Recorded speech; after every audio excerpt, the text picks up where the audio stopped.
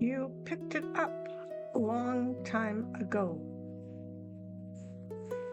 And somewhere along the way, you forgot were allowed to let it go.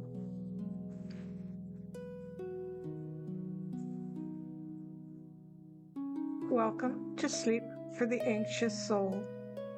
My name is Joanne. I'm a sister in Christ. When I started this channel, I felt there was a real need for deep, steady comfort, especially at night when thoughts grow louder and the heart can feel unsettled. This is not counseling. It's not a place of performance or spiritual pressure. It is simply a gentle space to kneel in the quiet of your heart with reverence and sincerity. Wherever you find yourself tonight, you are welcome here. So settle now. Take a slow breath and let it go. There is nothing to prove, only truth and God's mercy.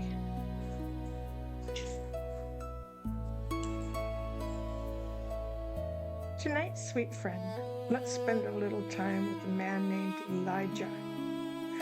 You may know him from his most famous moments, the one with fire from heaven on Mount Carmel.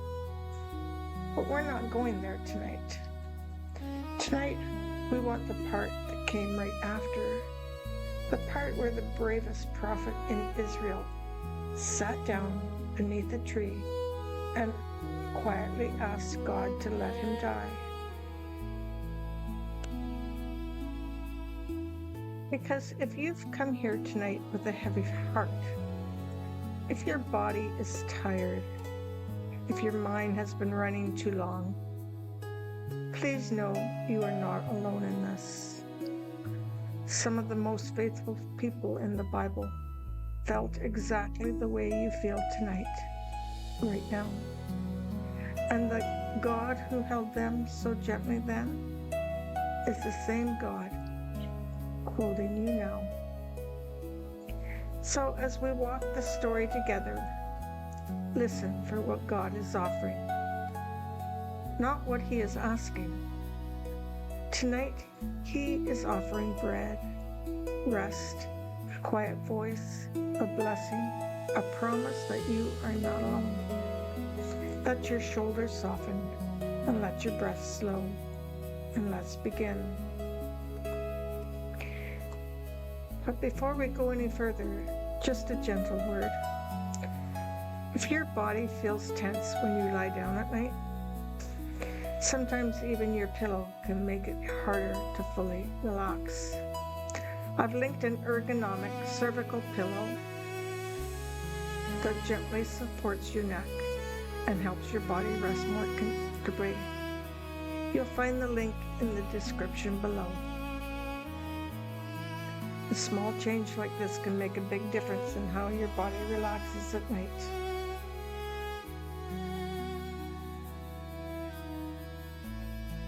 Elijah had just won a great victory for the Lord.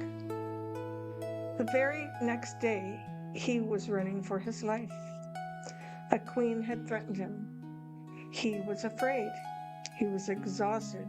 He went out into the desert, sat down beneath a small broom tree, and quietly prayed, "Lord, I have had enough. Take my life." Have you ever felt like that, sweet friend?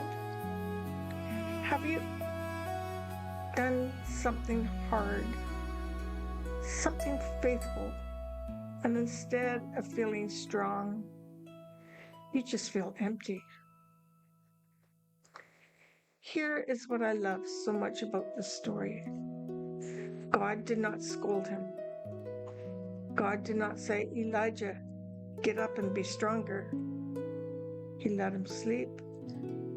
An angel came. The angel touched him gently and gave him bread and water. Then let him sleep some more. The angel came back with more food and these tender words: "The journey is too great for you." It wasn't a rebuke. It was a kindness. The angel saw that the body needed to be cared for first. Then God walked Elijah quietly into the desert, into the wilderness. 40 days, all the way to Mount Horeb. And there, in a cave, he asked one soft question: "What are you doing here, Elijah?" He did not come in the wind. He did not come out in the earthquake. He did not come in the fire. He came in the smallest, gentlest sound, a still, small voice. And he told Elijah the truth he most needed to hear. You are not alone. There are 7,000 others. I have not forgotten you. The God who fed Elijah under that tree, he is the same God watching over you tonight. He's not asking you to be stronger. He is asking you to rest. Let yourself rest now. Let your body relax. Slow your breathing. After Mount Horeb, God sent Elijah back along the road. And the very first person he was sent to find was a young man named Elisha. Elisha was working in his father's field that day, plowing the soil like he did every day.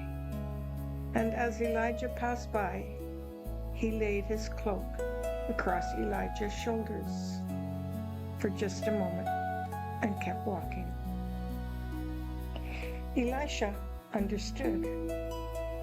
Without a single word being spoken, he knew his life was about to change. But here is what is so beautiful, sweet friend. He didn't run after Elijah in a panic. He went home. He kissed his mother and father goodbye.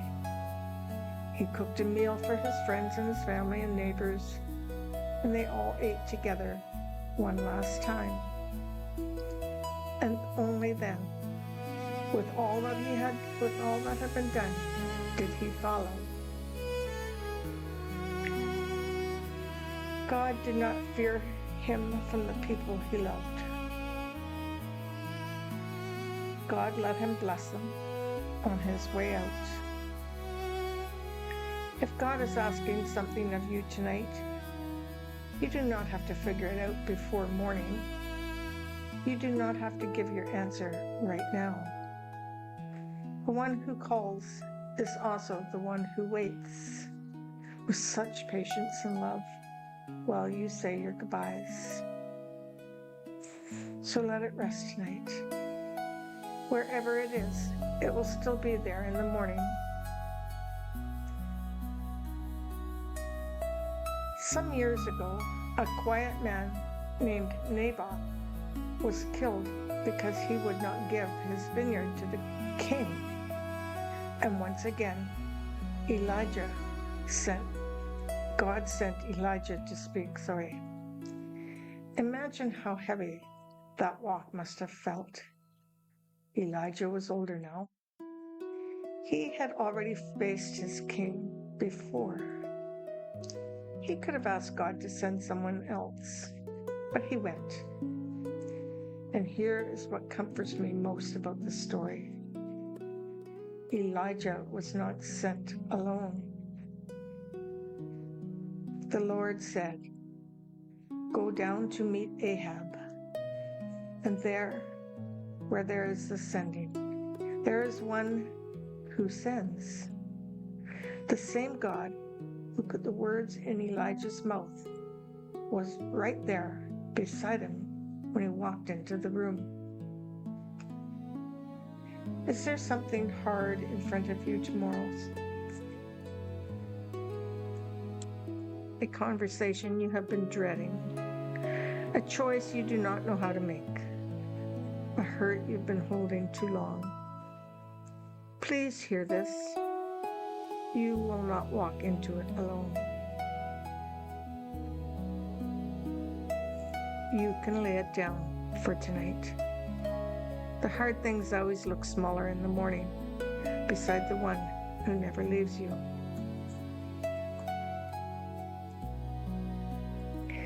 Later, in Elijah's life, God gave him another assignment. A wounded king had refused to ask the God of Israel for help, and Elijah was sent to bring a quiet word from the Lord. The king was furious. He sent soldiers to bring Elijah down by force. They came once. They came again. The third time, the captain of the soldiers came humbly, on knees, and asked Elijah kindly to come. And he did. But notice this. Through all of it, Elijah did not run. He did not panic. He did not spin out into worry. He simply sat there where God had placed him. And he let God take care of what he could not. This is a kind of obedience too. Not the loud kind, but the quiet kind. The kind that simply says, stay and trust. You do not have to fight every battle tonight. Some of them were never yours to carry. Stay where God has placed you. Let him handle the rest. He is so much better at it than we are.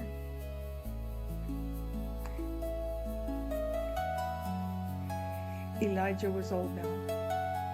His final day on earth had come.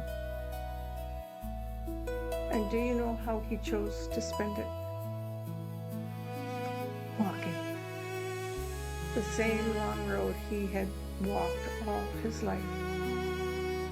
From Gilgal to Bethel, to Jericho, to the Jordan, visiting the people he had loved, saying his quiet goodbyes. His student Elisha walked with him. At every step, Elijah would say, "Stay here, son." And every time, Elisha would say, "I will not leave you." So they walked on together. When they had come to the Jordan River, Elijah took off his cloak, rolled it up, and struck the water, and the river parted, just like it had for Joshua so long before, and the two of them walked across on dry ground. Then Elijah turned to the young man he had loved like a son and gently asked, "What can I do for you before I am taken from you?" And Elisha answered with his whole heart, "Let me have a double portion of your spirit." Elijah did not promise. He simply said, "If you see me when I am taken, it will be yours." And then a chariot of fire came between them, and Elijah was carried up to heaven in a whirlwind. A faithful life does not need a loud ending. It only needs a steady one. Whatever road God has given you, you do not have to walk it all of it tonight. Just the next gentle step. The rest will come in its time. When Elijah was gone, his cloak fell to the ground. Elisha picked it up. He walked back to the Jordan. He struck the water as his master had done and cried out, "Where is the Lord, the God of Elijah?" And the river parted again. The same God, the same power, a new prophet, ready. This is one of the quietest miracles in all of Scripture. No crowd, no fire from heaven, just a young man, a fallen cloak, and a river that obeyed because the Son of God, Elijah, had not gone anywhere. You are part of a long line of faithful people, my sweet friend. The faith you carry tonight was carried for you, first by someone else, maybe a mother, a grandmother, a dear friend, maybe a stranger you'll never meet on this side of heaven. Their faithfulness cost them something, so that you could rest in what they have passed on. Tonight, you are not standing at the beginning of the story. You are being held inside one that began long before you and will continue long after. Whatever has been placed in your hands, a faith, a calling, a small kindness, a quiet gift, was paid for in love before it ever reached you. You are not carrying it alone. You never have been. The Elijah we have walked with tonight is not a loud kind of hero, is he? He was tired, sometimes so tired. He was afraid. He felt alone. He walked into hard rooms when God asked him to. He sat still when God asked him to. He finished his long road faithfully, and his cloak, in the end, fell on someone he loved. The cost of following God is real, my friend. And so is the tenderness of the one who calls. The same God who fed his tired prophet under the broom tree is here. The same small, still voice that spoke at Horeb is here. The same hand that carried Elijah home is the hand that holds you in this very moment. You do not have to be strong tonight. You only have to rest. And if your nights feel heavy, you don't have to carry it alone. Join our email list for peaceful sleep prayers and gentle reminders of God's love. The link is in the description. And now, my dear friend, may the Lord surround you with his peace, be present with you in every place of fear, and lead you gently into deep and restful sleep. May you rest knowing that you are never alone and that God is with you, even in the places that feel uncertain. And now, with a tender kiss of comfort, your reminder that you are safe, loved, and held.